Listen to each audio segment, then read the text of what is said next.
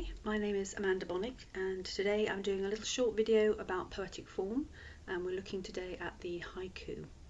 It's a Japanese form of verse famous for its clarity and its brevity, and it's designed to be read with one breath, so it is short. It's generally written in the present tense and just describes rather than explains or has any kind of narrative.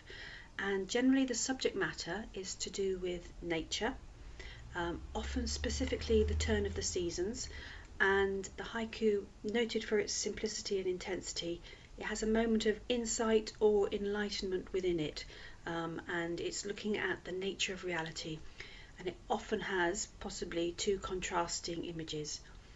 The haiku was originally part of a longer series of poems in a chain of verses called a renga, and the haiku itself has 17 syllables over 3 lines.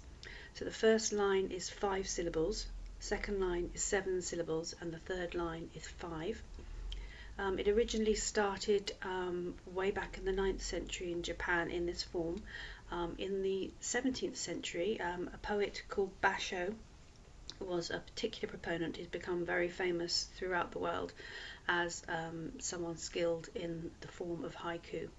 And his most famous poem, obviously translated into English here, is about a frog, and it goes: pond, there, still and old, a frog has jumped from the shore, the splash can be heard.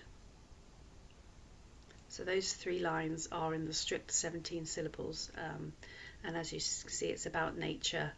It's about the nature of what nature is, what perception is, so it makes you think about things a little bit. So modern poets play with this strict form, and as with all rules, it's a challenge to creativity to stay within them and to say something new. And it's also a challenge to bend the rules a little bit and to allow new forms and insights to emerge. So there's a really great book that I discovered in Hey On My bookshop called The Haiku Year, which was several young people, young poets, sending postcards to each other with haikus on them, and they got them together and produced some really lovely modern haikus. So I could read you a couple of those.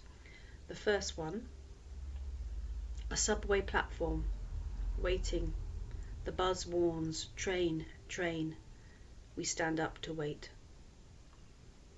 And the second one: we trade hats, laughing, he smiles, says he loves some girl, I take my hat back. So that's got a bit of an ouch in it, that one. I mean, if you think how very sparse the form is, how very small and concentrated it is, there's a very big story behind that one. It's lovely.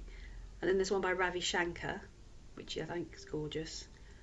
Life's little, our heads sad, redeemed and wasting clay this chance, be of use. And then there's one by me that I made up on the spot for this particular video. Cold out of the sun, I shiver in my thin coat, I wait for spring's warmth. So there you go. There's a little challenge for you if you wanted to pick up the challenge. 3 lines, 17 syllables, 5, 7, 5. Nature if you want, a twist in it if you want, and that's the haiku. Thank you very much. Bye bye.